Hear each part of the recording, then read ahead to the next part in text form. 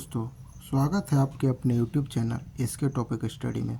तो आज के वीडियो में हम लोग देखेंगे कि अभाज्य संख्या और भाज्य संख्या किसे कहते हैं, वो भी परिभाषा और उदाहरण के साथ देखेंगे। बहुत से लोगों को कन्फ्यूजन रहता है कि अभाज्य संख्या और भाज्य संख्या क्या होता है। तो सबसे पहले हम देखेंगे कि अभाज्य संख्या।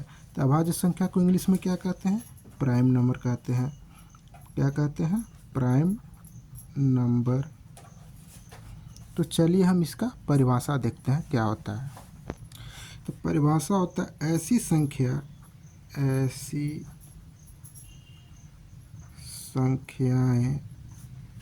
जिनके केवल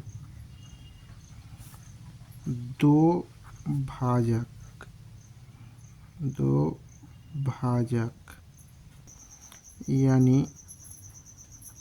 एक और स्वयं से विभाजित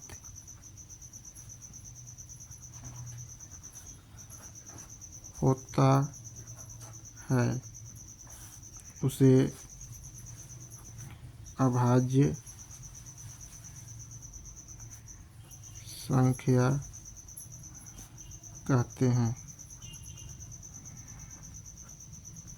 तो चलिए एक बार और देखते हैं। जैसे कि ऐसी संख्या जिनकी केवल दो भाजक यानी कि एक और स्वयं से विभाजित होते हैं उसे अभाज्य संख्या कहते हैं। तो इसको हम चलिए उदाहरण के थ्रू समझते हैं कि क्या होता है। उदाहरण तो उदाहरण देखेंगे। जैसे कि दो अभाज्य संख्या है। क्या है? अभाज्य संख्या है। तो आप लोग बोलेंगे कैसे अभाज्य संख्या है, तो उसको देखते हैं।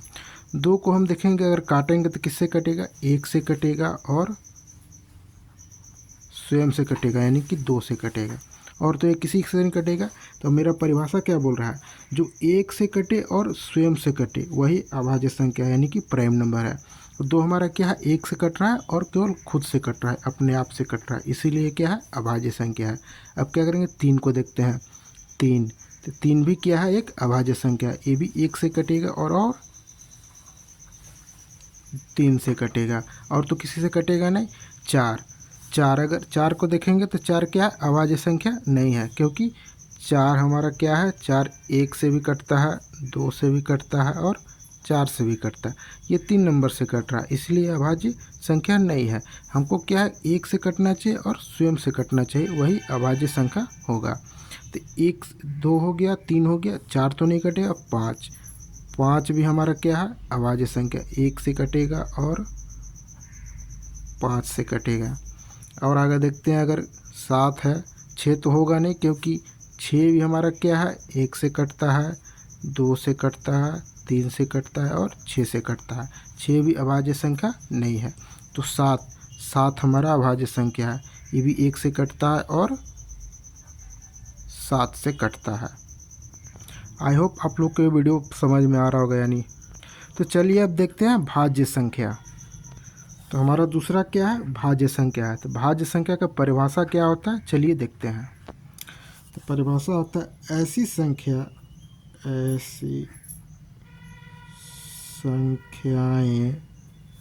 जिनके एक और स्वयं